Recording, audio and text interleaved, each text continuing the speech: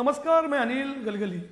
DRB news के माध्यम से मैं फिर एक बार आपके सामने राइट टू इन्फॉर्मेशन, सूचना का अधिकार, मराठी में कहते हैं माहितीचे अधिकार, इसे लेकर आया हूँ। आज मैं आपको एक खुशखबरी सुनाने वाला हूँ कि किस तरह से राजस्थान के सूचना आयोग द्वारा जो गैर सरकारी जो कॉलेजेस होते हैं वो कैसे आरटीआई के दायरे में आते हैं, किस तरह से उनसे जानकारी ले सकते हैं। निश्चित तौर पर आज बहुत सारे कॉलेज, चाहे मुंबई हो, महाराष्ट्र हो या पूरे देश में चलते हैं, जो गैर सरकारी कॉलेज होते हैं वो दावा करते हैं कि हम आरटीआई के दायरे में नहीं आते हैं।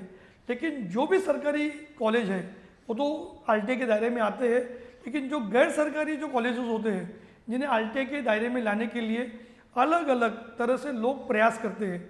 सबसे बड़ी बात है कि गोपाल कंसारा इन्होंने उदयपुर के गीतांजलि कॉलेज से कुछ जानकारी मांगी थी। उनके भतीजे के एडमिशन को लेकर उन्होंने आरटीआई एप्लीकेशन की थी। कॉलेज ने उन्हें ये कहकर इनकार किया कि वो गैर सरकारी कॉलेज है, वो आरटीआई के दायरे में नहीं आते। गोपाल ने सूचना आयोग के पास दरखास्त लगाई।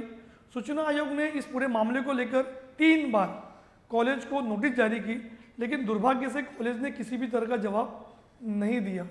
जब सूचना आयोग ने गोपाल की बात सुनी तो वहाँ के जो सूचना आयुक्त थे मिस्टर नारायण, उन्होंने ये आदेश दिया कि जो गैर सरकारी जो कॉलेज है उन्होंने सहूलियत के दाम पर सरकार से ज़मीन ली है, इसीलिए इसे आरटीआई के दायरे में आना चाहिए।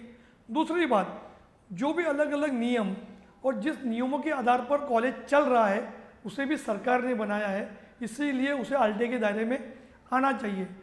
सरकार के जो अलग अलग जो ज़मीनें होती है वो सहूलियत के दाम पर कॉलेज लेते हैं, अलग अलग संस्थाएं लेती है, मगर जब आरटीआई की बारी आती है तो जानकारी देने से इनकार करती है।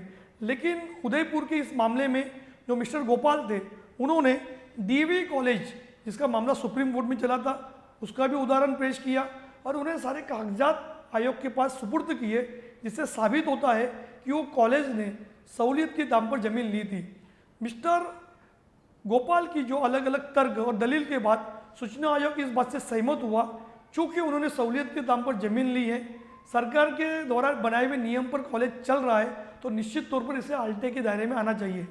मेरी आपसे गुजारिश है कि चाहे मुंबई हो, महाराष्ट्र हो या देश के किसी भी कोने में जो भी नॉन गवर्नमेंट कॉलेज होंगे, जो सरकारी कॉलेज नहीं होंगे, जो आरटीआई के दायरे में आते नहीं हैं, मगर उन्होंने अगर सहूलियत के दाम पर ज़मीन ली है या वो सरकार के नियमों के आधार पर चल रहे हैं, तो निश्चित तौर पर मिस्टर गोपाल कंसारा बनाम राजस्थान सूचना आयोग का जो आदेश है निश्चित तौर पर दिखाइए और वहाँ पर सूचना जरूर मांगिए। आज बहुत सारे कॉलेजेस में इस तरह की मनमानी चल रही है, आरटीआई में जानकारी नहीं देते हैं।